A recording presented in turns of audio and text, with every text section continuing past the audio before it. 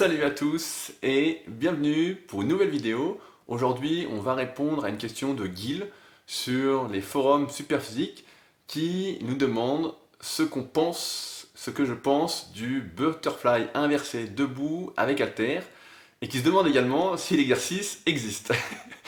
Ça me fait sourire parce qu'effectivement, je ne connaissais pas cet exercice. Donc en fait, pour mimer un peu l'exercice, après explication sur les forums, il s'agit de faire ça debout avec haltère. Euh, J'avoue que c'est assez particulier. Donc, la première réponse, c'est que non, en théorie, ça n'existe pas, mais qu'il semblerait qu'il soit malheureusement effectué en salle de musculation par méconnaissance, ou peut-être parce que quelqu'un a conseillé de faire cet exercice. Donc je voulais commencer par rappeler que si un exercice vous paraît exotique ou un peu bizarre, en général, il faut fuir. Si ça vous semble farfelu, ça vous semble vraiment très très bizarre, c'est qu'en général ça l'est et qu'il ne faut pas le faire. Maintenant, sur l'inintérêt de faire cet exercice, qui n'en est pas un, il faut comprendre que lorsqu'on fait du butterfly inversé, c'est-à-dire l'exercice de l'oiseau avec haltère mais sur machine, par exemple assis, ou on peut le faire à la poulie vis-à-vis. À la poulie vis-à-vis, c'est mieux à un bras si jamais. Sinon, on a toujours les poignets qui s'entrechoquent et on ne peut pas aller chercher de l'étirement, donc le faire à la poulie perd un peu de son intérêt. Le but en général, c'est de travailler l'arrière de l'épaule, donc le deltoïde postérieur, qui lorsqu'il est vraiment bien développé, fait une boule derrière, peut même, s'il est très très développé et que vous êtes fait pour ce faisceau-là, être à la même hauteur de profil que votre faisceau antérieur. Donc, cet exercice est inutile et il ne faut surtout pas le faire parce qu'en fait, il n'y a aucune résistance pour l'arrière d'épaule. Pour qu'il y ait de la résistance, il faudrait que la résistance vienne d'ici. Et là, comme les haltères en fait, elles sont ici, il n'y a aucune résistance ici, la résistance est là. C'est la gravité, donc ça descend. Donc il n'y a rien du tout pour l'arrière d'épaule. On est en train en fait de faire n'importe quoi et c'est pourquoi il ne faut surtout pas faire ce type d'exercice. Si on veut maintenant donc développer le faisceau postérieur de ses épaules, en fonction de son niveau, je vous recommande, si vous débutez la musculation, de faire de l'oiseau avec haltère sur banc incliné. C'est le meilleur exercice pour apprendre à sauter son arrière d'épaule. En général, on met très très léger quand on débute la musculation, c'est pas facile du tout. Et quand je dis très léger, je parle de 2,5 kg, de 3-4 kg, pas plus.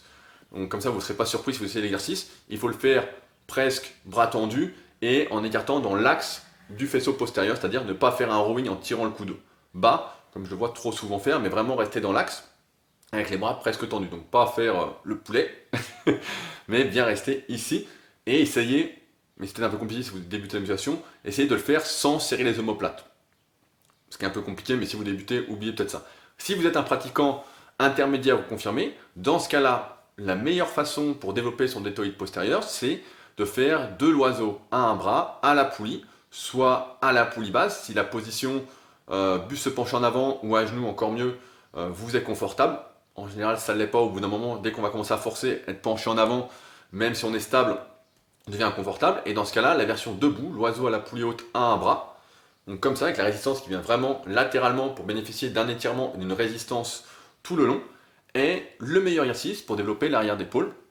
Celui-ci se pratique en série relativement moyenne, voire longue. C'est pas un exercice qu'on va faire en série de 6 à 10 répétitions parce que le faisceau postérieur est un petit muscle, il est difficile à isoler et de plus gros muscles peuvent prendre l'ascendant, comme le grand dorsal, le grand rond, voire même la longue portion du triceps. Si celle-ci est très très longue, va par exemple jusqu'au coude, elle peut faire plus de travail que le faisceau postérieur de l'épaule.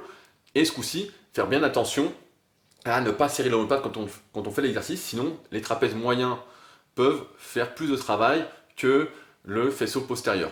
En règle générale, personnellement, moi j'aime bien avoir l'épaule devant et donc vraiment rester ici plutôt que d'avoir l'omoplate serrée pour faire l'exercice, parce que dès qu'on a l'omoplate serrée, on est en isométrie, en contraction au niveau du trapèze moyen et celui-ci peut être le facteur limitant de l'exercice, ce qui n'est pas le but. Le but c'est que ce soit vraiment le faisceau postérieur qui soit le facteur limitant.